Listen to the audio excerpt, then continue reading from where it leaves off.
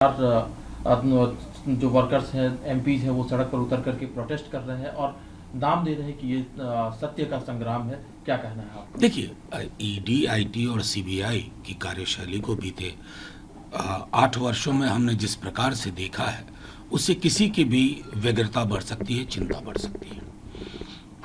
Almost predictable है कि opposition की वॉइसेस, अपोजिशन के लोग, आप कह सकते हैं कि अगर आज कुछ बयान एक सुबह आया तो शाम में इन तीनों एजेंसीज में से कोई दस्तक देगी।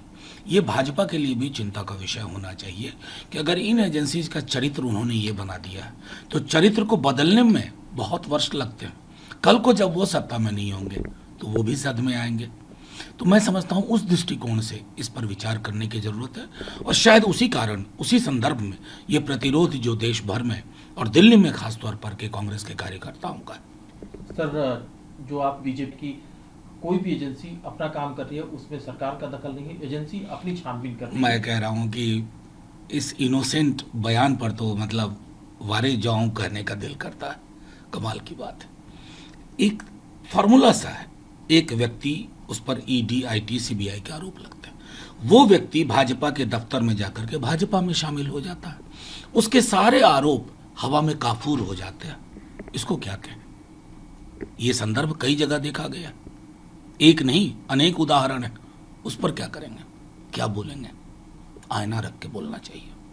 सर, बीते शुक्रवार को जो दंगे हुए थे उसमें फिर वहां पर जो मास्टरमाइंड जिसको कहा जा रहा है अभियुक्त, उसके सरकार की तरफ से कहा गया कि इलीगल तरीके से बनाया गया मकान था, उसको कल ढहा दिया गया बुलडोजर के द्वारा। बहुत सारे लोगों को, 300 से ज्यादा लोगों को डिटेन किया गया पूरे उत्तर प्रदेश में। देखिए, मैं सीधे तौर पे मानता हूं कि अगर इलीगल कंस्ट्रक्शन था, इलीगल कंस्ट्रक्शन था, आपने ये काम किया, लेकिन मैसेज क्या आप दे रहे हैं कि रूल ऑफ लॉ का पर्याय हो गया है बुलडोजर। मैं तो अपनी दिल्ली में अगर कहूं तो ये जो बड़े बड़े रिहायशी इलाके हैं जिनमें हर बड़े आदमी का एक प्लॉट या एक घर है, वहां कौन सा इलीगल, अगर इलीगल है तो वहां पे क्यों नहीं डिमोलिशन हो रहा है, बुलडोजर वहां क्यों नहीं चल रहा? मेरी चिंता और किसी बात की नहीं है। मैं उन करोड़ों हिंदुस्तानियों में शुमार हूं जिसका मानना है कि रूल ऑफ लॉ प्रिवेल करना चाहिए।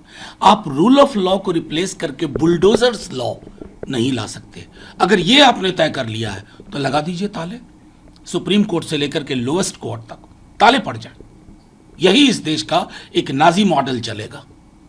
सर, असदुद्दीन ओवैसी का कहना है कि उत्तर प्रदेश के मुख्यमंत्री योगी आदित्यनाथ इलाहाबाद हाईकोर्ट हो गए हैं, वो किसी को भी सजा सुना सकते हैं, किसी को भी दोषी करार दे सकते हैं। और देखिए, बीते अगर मैं 2-3 वर्षों का देखूं, असदुद्दीन ओवैसी साहब ने कहा, इसलिए उसके इतर मायने ना निकल। ड्यू प्रोसेस ऑफ लॉ जिस भी देश में उसको खारिज किया जाता है ना, उसको अंजाम आगे चल के भुगतना पड़ता है।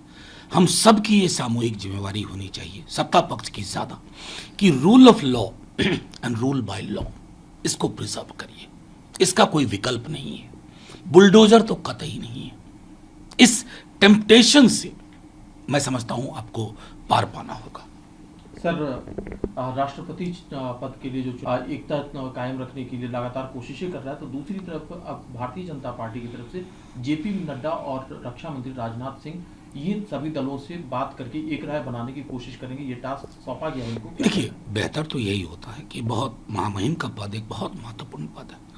अगर राय बनती है व्यक्ति के संदर्भ में कि उस संस्था पे कौन, उस संस्था के लिए कौन व्यक्ति उपयुक्त है समकालीन संदर्भ में, मैं समझता हूं कि पहले भी ये रवायतें रही हैं और उनका सम्मान हो।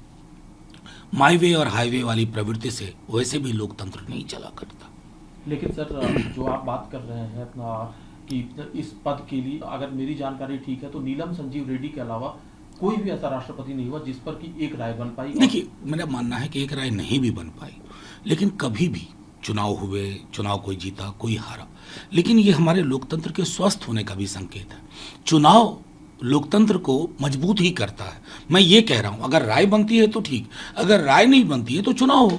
चुनाव के बाद ये स्पष्ट हो जाएगा कि टोटल जो इलेक्टोरल कॉलेज का वोट है किसके पक्ष में कितना है, क्योंकि अभी बहुत ही इवनली मैच्ड है। सर, एक सवाल है, राजस्थान पर लोगों को लगातार बांटने की कोशिश कर रही है और जिसका कि राजनीतिक फायदा भी उनको मिल रहा है और लेने की कोशिश की। देखिए, मैं सीधे तौर पे कहता हूँ, गहलोत साहब ने क्या कहा महत्वपूर्ण नहीं है। 8 वर्ष पहले के हालात और आज के देख लीजिए, क्या इतना बटा हुआ था समाज? 47 में जब उधर पाकिस्तान बना, उसने अपनी एक अलग नियति तय की, हमने एक समावेशी नियति तय की। पार्टीशन के बावजूद बहुत लहलुहान दोनों तरफ हुआ था। हमने कहा कि नहीं, हमारा रास्ता ये गांधी का द्वारा दिखाया गया रास्ता होगा। 75 वर्ष बाद लोगों के बीच की, कौमों के बीच की दीवारें कितनी ऊंची हो गई हैं, कटीले तार लगा दिए गए। इसके लिए रॉकेट साइंस के ज्ञान की जरूरत नहीं है। ध्रुवीकरण करते हैं, ध्रुवीकरण करके कोई व्यक्ति मुख्यमंत्री बन जाता है, वोट आते हैं, समाज बढ़ता है, समाज लहलुहान होता है। देखिए, ये सब चीजें एक दिन खत्म हो जाएंगी, लेकिन हम तब बैठ के सोचेंगे कि इस प्रक्रिया में हमने कितना कुछ गवा दिया। ये ना करना पड़े, इसलिए इसे रोकना जरूरी है।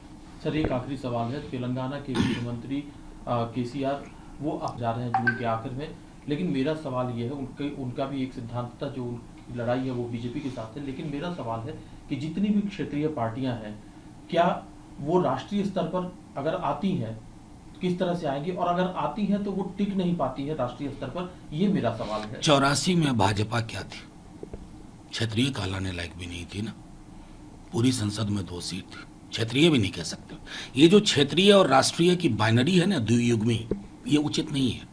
कई सारे क्षेत्रीय दल हैं जिनका नेशनल आउटलुक, और कई सारे नेशनल पार्टीज हैं जिनका सेक्टेरियन आउटलुक, बहुत संकीर्ण विचारधारा है। मैं समझता हूं कि पार्टियां आती हैं तो जन उभार के समक्ष दिखिए।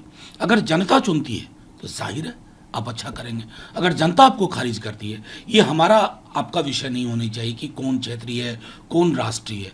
मैं तो ये कह रहा हूं कि अगर विश्लेषण करिए तो आज से 10 वर्ष पूर्व तक भाजपा तो चंद क्षेत्रों में सीमित थी। ये साइकिल है, इस साइकिल में कब राइज एंड फॉल होता है ना, ये तय नहीं।